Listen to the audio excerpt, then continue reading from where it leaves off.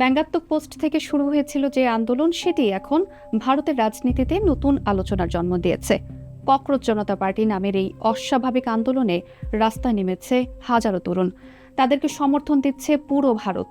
বিরোধী দল, বলিউড তারকা, সমাজকর্মী থেকে শুরু করে সবাই।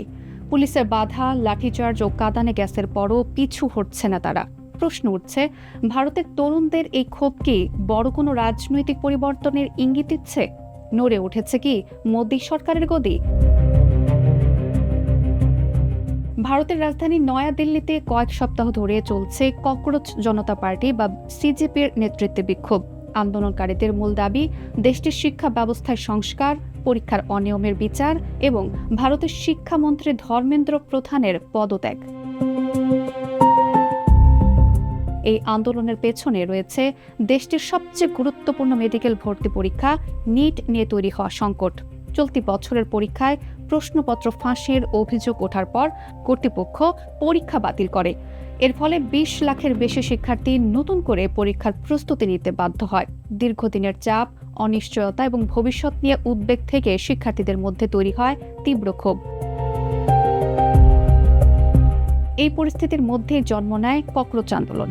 আন্দোলনের প্রতিষ্ঠাতা অভিজিৎ দীপকে সামাজিক যোগাযোগ মাধ্যমে একটি ব্যঙ্গাত্মক মন্তব্যের মাধ্যমে এই উদ্যোগ শুরু করেন।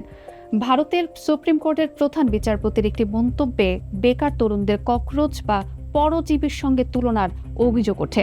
সেই মন্তব্যকে ব্যঙ্গ করে দীপকে প্রশ্ন তোলেন, সব ককরোচ যদি একসঙ্গে হয়, এরপর সেই ভাবনা থেকেই তৈরি হয় ককরোচ জনতা পার্টি।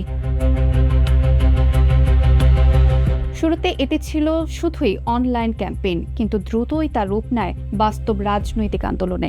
কয়েক সপ্তাহের মধ্যে সামাজিক যোগাযোগ মাধ্যমে কোটি মানুষের সমর্থন পায় এই প্ল্যাটফর্ম।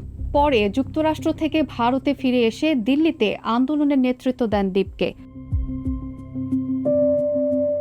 গত ১ মাস ধরে দিল্লির যন্তর মন্তরে অবস্থান কর্মসূচি চালিয়ে যাচ্ছেন আন্দোলনকারীরা। তাদের সঙ্গে যুক্ত হয়েছেন শিক্ষার্থী, তরুণ চাকরি প্রার্থী, পেশাজীবী এবং সাধারণ মানুষ। সোমবার সংসদ ভবনের দিকে মিছিল করতে গেলে পুলিশের সঙ্গে সংঘর্ষ বাধে। পুলিশ ব্যারিকেড দিয়ে আটকানোর চেষ্টা করে এবং পরিস্থিতি নিয়ন্ত্রণে লাঠিচার্জ ও কাঁদানে গ্যাস ব্যবহার করে। পুলিশের তথ্য অনুযায়ী সংঘর্ষে প্রায় ১৮০ জন আহত হয়েছেন, যার মধ্যে নিরাপত্তা বাহিনীর সদস্যও রয়েছেন। তবে আন্দোলনকারীদের অভিযোগ, পুলিশের অতিরিক্ত শক্তি প্রয়োগের কারণে পরিস্থিতি আরও উত্তপ্ত হয়েছে। ককরোচ জনতা পার্টির ঘোষণাপত্রে রয়েছে ৫টি বড় দাবি। এর মধ্যে রয়েছে পরীক্ষা ব্যবস্থায় স্বচ্ছতা নিশ্চিত করা, নতুন আইন তৈরি, শিক্ষার্থীদের অধিকার সুরক্ষা, স্বাধীন গণমাধ্যম নিশ্চিত করা এবং সরকারি প্রতিষ্ঠানে জবাবদিহিতা বাড়ানো। আন্দোলনের চাপের মুখে ভারতের প্রধানমন্ত্রী নরেন্দ্র মোদী পরীক্ষার অনিয়ম নিয়ে কথা বলেছেন এবং জড়িতদের বিরুদ্ধে কঠোর ব্যবস্থা নেয়ার আশ্বাস দিয়েছেন। শিক্ষামন্ত্রী ধর্মেন্দ্র প্রধানও বলেছেন, সরকার শিক্ষার্থীদের উদ্বেগ সমাধানে প্রতিশ্রুতিবদ্ধ। তবে আন্দোলনকারীরা বলছেন, শুধু আশ্বাস নয়, তারা চান স্থায়ী পরিবর্তন। একটি ব্যঙ্গাত্মক নামের আড়ালে শুরু হওয়া এই আন্দোলন এখন ভারতের তরুণদের শিক্ষা, চাকরি এবং ভবিষ্যৎ নিয়ে জমে থাকা ক্ষোভের প্রকাশ হয়ে উঠেছে। আর এই ককরোচ আন্দোলন শেষ পর্যন্ত কতটা রাজনৈতিক প্রভাব ফেলবে, সেটি এখন দেখার বিষয়।